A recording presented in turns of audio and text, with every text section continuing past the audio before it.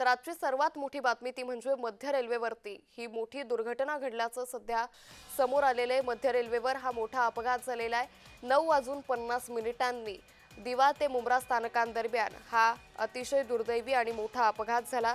तर छत्रपती शिवाजी महाराज टर्मिनल्स आणि कसाराला जाणाऱ्या लोकलच्या दरम्यान हा भीषण असा अपघात घडला, ज्यामध्ये सध्या 5 प्रवासी हे गंभीर जखमी असल्याची माहिती समोर आली आहे। या जखमींना तातडीनं रुग्णवाहिका आणून कळव्यातील रुग्णालयात दाखल करण्यात आलं, ज्यामधल्या 3 जखमी प्रवाशांची ओळख पटल्याची माहिती मध्य रेल्वे प्रशासनाकडून देण्यात आली आहे। तर 2 जखमी रुग्णांची माहिती सध्या ओळख पटवण्याचं काम हे सुरू असल्याची माहिती आहे। या सगळ्या प्रवासादरम्यान जी जखमी महिला प्रवासी या ठिकाणी होती, त्याच जखमी महिला प्रवाशाने या सगळ्या संदर्भातली माहिती रेल्वे प्रशासनाला स्पष्ट केलेली आहे। आता या सगळ्यामध्ये रेल्वे प्रशासनाकडून असं सांगण्यात येत आहे की या पूर्ण दुर्घटनेत कुणाचाही मृत्यू झाल्याची माहिती अधिकृतरित्या त्यांच्यापर्यंत पोहोचलेली नाहीये।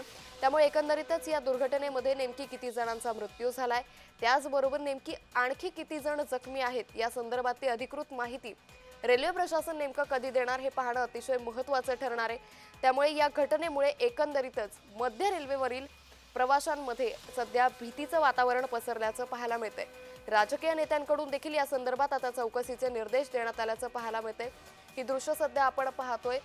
या जखमींवरती सध्या रुग्णालयात उपचार सुरू आहेत। तातडीनं जेव्हा ही घटना घडली, हे प्रवासी ट्रॅकवरती पडले, त्या दरम्यान स्थानकाला माहिती देऊन या ठिकाणी रुग्णवाहिका बोलवण्यात आली आणि त्यानंतर या रुग्णांना कळव्यातील शिवाजी रुग्णालयात दाखल करण्यात आलं आणि त्यांच्यावरती सध्या रुग्णालयात उपचार देखील सुरू आहे।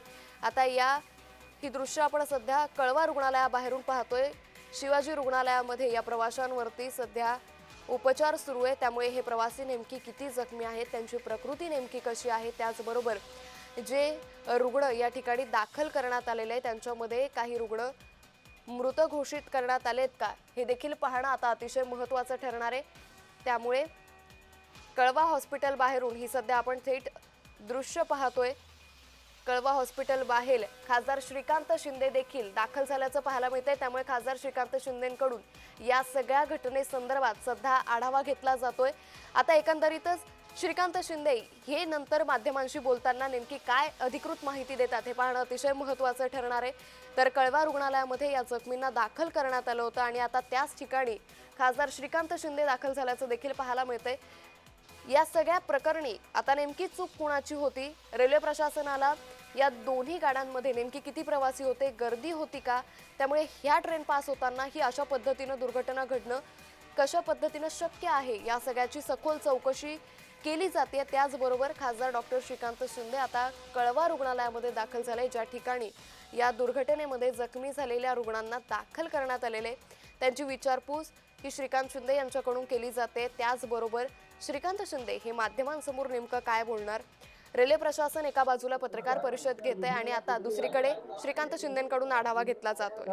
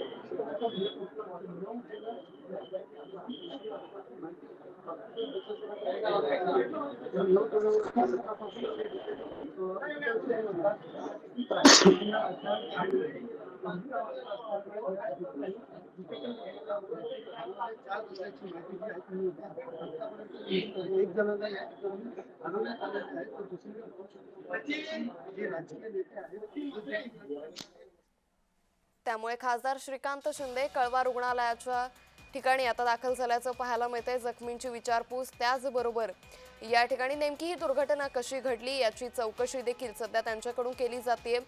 एकंदरीतच खासदार श्रीकांत शिंदे हे आता काय बोलणार, त्या कशा पद्धतीनं ही दुर्घटना घडली, त्याचबरोबर जखमी प्रवाशांशी ते संवाद साधणार का, जखमी प्रवासी ही सगळी घटना नेमकी कशी घडली या संदर्भात काय माहिती देता, याकडे आता सर्वांचंच लक्ष लागलेलं आहे। खरं तर या घटनेनं मध्य रेल्वेवरती मोठ्या प्रमाणात आता खळबळ माजल्याचं पाहायला मिळतंय। दिवा ते मुंब्रा रेल्वे स्थानकांदरम्यान ही दुर्घटना घडली, ज्या ठिकाणी लोकलमधून हे प्रवासी ट्रॅकवर पडले।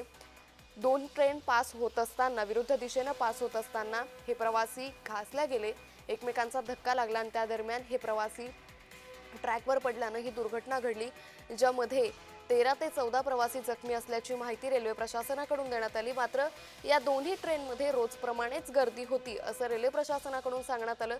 तर आता दुसरीकडे या सगळ्या संदर्भात कळवा रुग्णालयात ज्यावेळी या जखमींना दाखल करण्यात आलंय आणि त्यानंतर खासदार श्रीकांत शिंदे हे कळवा रुग्णालयात दाखल झाले, त्यांच्याकडून या जखमींची विचारपूस केली जाते।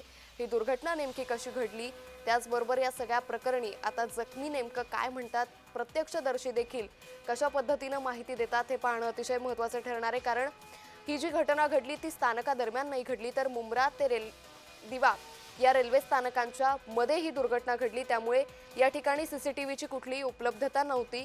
त्याचबरोबर या ठिकाणी आता प्रत्यक्षदर्शी नेमकी काय माहिती देतात, हे जखमी काही बोलतात का, हे पाहणं अतिशय महत्त्वाचं ठरणार आहे। जखमींवर सध्या कळवा रुग्णालयात उपचार सुरू आहे। खासदार डॉक्टर श्रीकांत शिंदे यांच्याकडून या दुर्घटनेचा आढावा घेतला जातोय।